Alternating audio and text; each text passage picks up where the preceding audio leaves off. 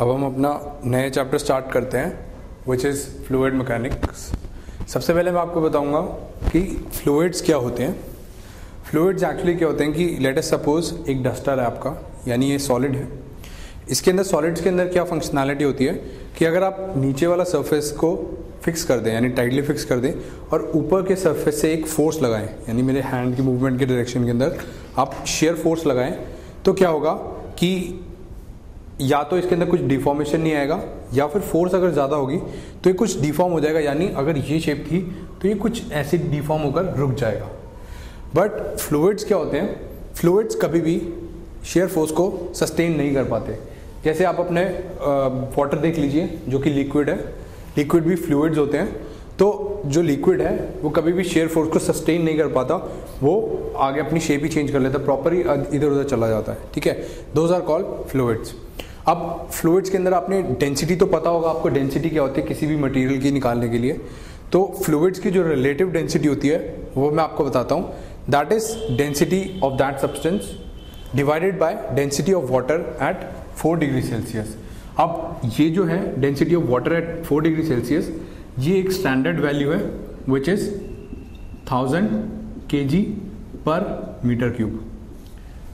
ये हम world wide use करते हैं और ये स्पेशली 4 डिग्री सेल्सियस पे ही होती है। अगर आपको क्वेश्चन में किसी और टेम्परेचर पे दे रखी हो तो वो उससे रिलेटिव डेंसिटी आप ना निकालें, वो मैं आपको तरीका बताऊंगा कि अगर टेम्परेचर कुछ और होता है तो क्या होती है।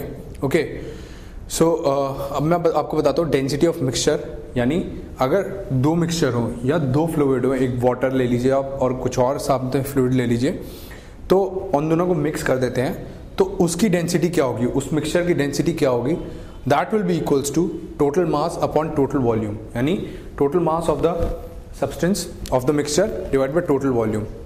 अब इसमें मान लेते हैं कि आपको क्वेश्चन में गिवन है कि हमने 2 सब्सटेंसेस जो मिक्स करे उनका क्या क्या था, मास m1 था और ρ1 यानी डेंसिटी थी, और मास m2 और ρ2 डेंसिटी।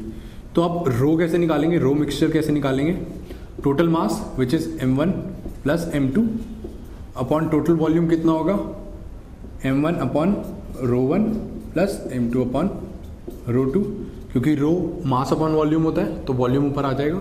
ठीक है, सिमिलरली अगर आपको क्वेश्चन में गिवन हो वॉल्यूम v1 और ρ1 और वॉल्यूम v2 एंड ρ2, तो आप रो मिक्सचर कैसे निकालेंगे, टोटल मास क्या होगा, ρ1 into v1 plus ρ2 into v2 upon v1 plus v2, this is total volume. Okay, तो ये आ गई आपकी डेंसिटी ऑफ द मिक्सचर। अब आपको बताता हूँ व्हाट इज प्रेशर, यानी pressure in fluids. Pressure in fluids क्या होता है, अगर हम मान लें कि एक कंटेनर है, कंटेनर के अंदर हमारा कोई फ्लूइड पड़ा है। ओके, अब हमको किसी एक पॉइंट पे प्रेशर बताना है, तो प्रेशर क्या होगा, लेट अस से कि ये जो पार्टिकल है हमारा ये कुछ इस शेप का है, ठीक है, और ये सेम हाइट मतलब सेम पॉइंट पे, इसकी थिकनेस वगैरह नेग्लिजिबल है।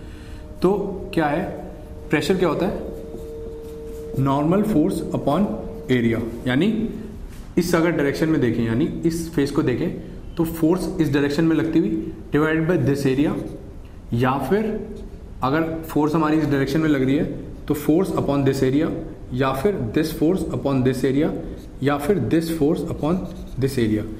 तो कभी भी फ्लूइड के अंदर एक पॉइंट पे अगर आपको प्रेशर बताना है तो इट डज नॉट डिपेंड कि आपकी सरफेस की ओरिएंटेशन या डायरेक्शन क्या है, इट जस्ट डिपेंड्स कि आपका जो नॉर्मल फोर्स आ रहा है वो कितना है and divided by the area of that surface, so that will be called the pressure of a point in the fluid.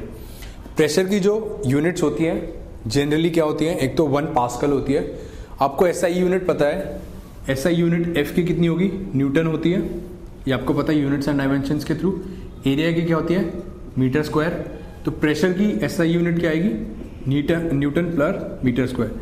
अब इसको हमने एक नाम दे देते हैं विच इज कॉल्ड 1 पास्कल। तो 1 पास्कल इक्वल्स टू 1 न्यूटन पर मीटर स्क्वायर। और एक और टर्म आती है विच इज 1 बार। 1 बार क्या होती है, 10⁵ पास्कल। और जनरली जो हम क्वेश्चंस में आपको गिवन होगा that will be 1 atmosphere, and 1 atmosphere will be equals to 1.013 into 10⁵ Pascal। ये आप चीज़ें याद रखेंगे, क्योंकि जो आपकी यूनिट्स होती है उनमें काफ़ी कन्फ्यूजन होती है कई लोगों को। आप ये थोड़ा ध्यान से याद रखें ताकि क्वेश्चंस के अंदर जो भी आपको प्रेशर की यूनिट दे रखी हो आप आराम से कन्वर्ट कर पाएँ एसआई यूनिट में। नाउ